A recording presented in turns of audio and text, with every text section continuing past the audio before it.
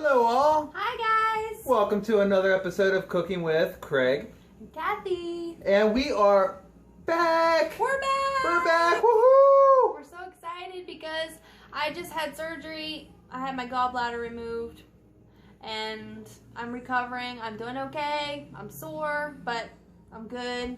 And this is the first time in 3 weeks that we have, 3 or 4 weeks that we've cooked a good home cooked dinner, and we're really excited. So and we're back at it. Thank you all so much for the well wishes and definitely appreciate it. Yes. And here we go. Let's get you in the picture here. Okay. So tonight we're making a 1-pot roasted red pepper and meatball Alfredo. And this is the first time we've made this. So the first thing that we're starting with is the meatballs.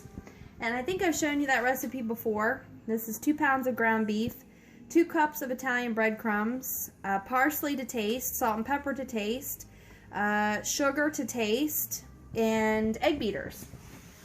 So that's what we're starting with. I'm going to roll all that together. I'm also going to chop 1 big onion somewhere right here. And I'm going to mix that in with this. And I'm going to form little meatballs, and I'm going to put them, real tiny meatballs, not big ones. I'm going to put them on a baking tray, and I'm going to cook them in the oven for 350 for 15 minutes on one side and 15 minutes on the other side. And then we'll show you step number 2 in just a Work little it, baby. Work it. Own it. I'm making the meatballs. I got the onion in here, and the meat, and the sugar, and the salt and pepper, and the parsley, and the egg beaters. And I'm just moving it all around in here. She is working it. Gotta mix it really good. I know it looks gross, but it's gonna taste good.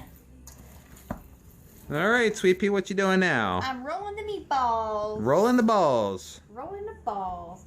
I'm trying to make them a little smaller, not too big like I do with the marinara meatballs, because those are big and they kind of get eaten by themselves. But these are being mixed in with pasta and stuff, so I'm just making them average size, like, you know, small to average size. Looking good.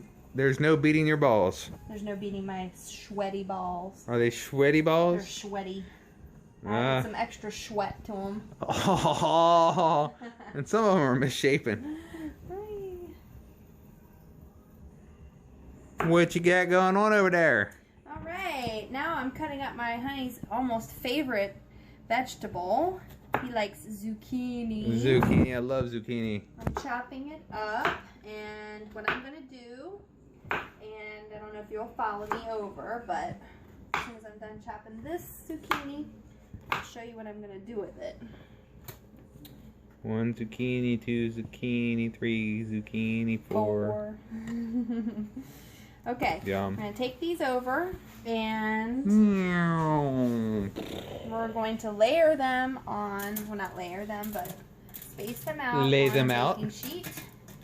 They lay like broccoli. Lay like broccoli. And space these out really good. Yum. And then once this whole pan is filled with zucchini, which will take a few minutes, we'll come back and I'll show you what I'm going to put on top. Shake, shake. Shake, shake, shake. Shake your pepper. Shake your pepper. What you doing over there? Okay, I got them all cut, and now what I'm doing is I already sprayed them down with olive oil Pam, and then I just salt and peppered them. And now what I'm going to do is I'm going to put a little bit of garlic powder on top too. Little bit of garlic powder. A little bit of garlic powder. Just a dash. Just a dash. Just for flavor. And then what do you do after the garlic powder? Okay, I'll show you. After the garlic powder, we're going to put a little bit of Parmesan cheese. Parmesan cheese. Now Or I'm gonna do Shickham this. cheese. I'm going to move this over the top of the sink because because it's kind of messy and I don't want anything to fall on the countertop. So Alright, that's looking good. it's looking good. And then we just bake this in the oven for, I guess, about 20 to 25 minutes, something like that. Depends on how crispy you want it or how soft you want it. We like ours kind of crispy, so probably about 20 to 25 minutes would be good. 350. There you go. And from our childhood days, the ice cream man. Woohoo! No ice cream for me today. Hey, we're back. Now what we're going to do is we're going to start with the pan with a little bit of, I can't believe it's not butter liquid, which is this. I use this a lot in place of butter because, well, I know it's got a lot of chemicals in it and who knows if that's good for you, but I use this because it has 0 fat, 0 calories, 0 cholesterol. Zero everything. So let's not question Jinx. it and let's just go with it, alright? Things we gotta do for our health. So That almost looks like a pancake in there. It kind of looks like a pancake. So what we're going to do is we're going to start off by sauteing a little bit of garlic. And I get the minced garlic in water. It's already chopped and it's already in water. So we're going to do about, it calls for 4 cloves of garlic and 1 teaspoon equals a clove, apparently. I'm going to do a little less than that. So about 3 teaspoons is what I'm going to do. And the next thing it calls for is, well, first we're going to put the burner on, probably about 7 or 8, and we're just going to let that cook for a few seconds. And then once it's sauteed, we'll come back. Balls. So we took these out of the oven. They've been on 350 for 15 minutes, and what we're doing is we're just taking them out and we're switching sides, turning them over, and then they're going to cook for another 15 minutes. All right, what you got there? Okay, so what I'm doing right now is I am taking some roasted red pepper, and this is what we bought. Just Giant brand red peppers, fire roasted. Means it was roasted over a fire. And first what I did was I sauteed the garlic. I think I showed that to you, and I can't believe it's not butter. Then I added a half a cup of chicken broth. Just plain chicken broth. I just got reduced sodium. Reduced sodium. You would never realize how much sodium is actually in chicken broth, but it is high. It's high. So reduced is a little bit better. And this recipe is calling for a 16-ounce jar of roasted red peppers, but this is 24 ounces. There was not a 16-ounce jar, so I got 24 ounces.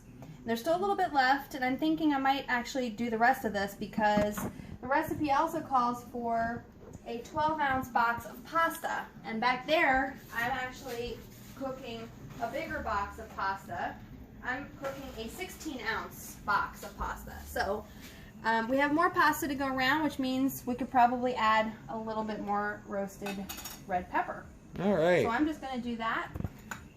I'll show you how I'm doing it. It comes in big pieces, and it comes in like I guess a water of some kind. Water. It's just natural juices. Natural juices, yeah. It creeps and it crawls. Ew, I know, it looks kind of gross. But just tear that in a little bit and put it in my little chopper. Chopper, not choppa. Choppa. Not a motorcycle, but a little mixer. Yes. Ah, what the heck. There's only 1 piece left, Yeah. so I'm going to go ahead and add it. Yeah, you don't have to feel left out. True. So. And I'm going to chop that up. And it kind of purees it, actually.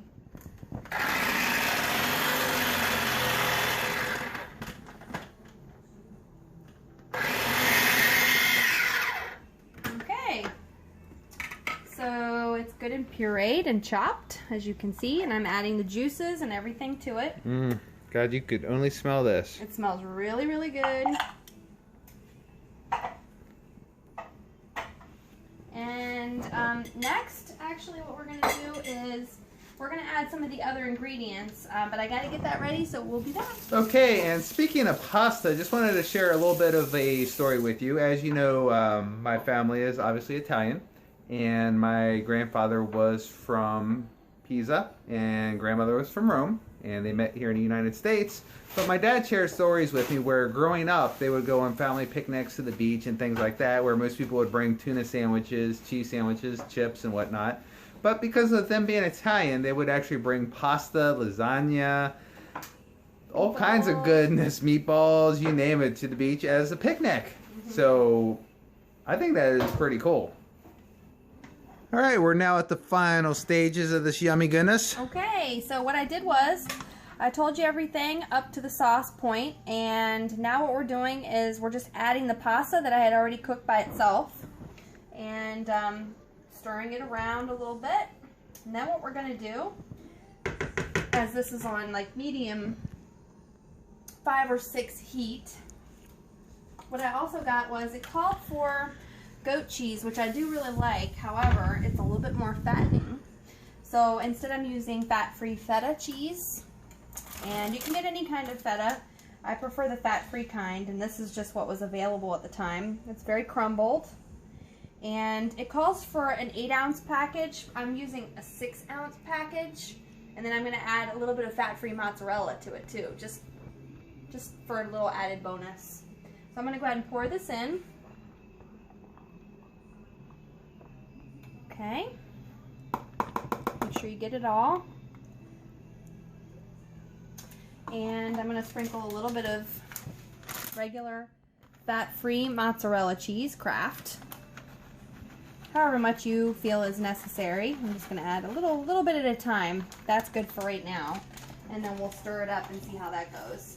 You're supposed to do salt and pepper to taste. And I'm just going to wing this here. Maybe about 2 teaspoons, something like that.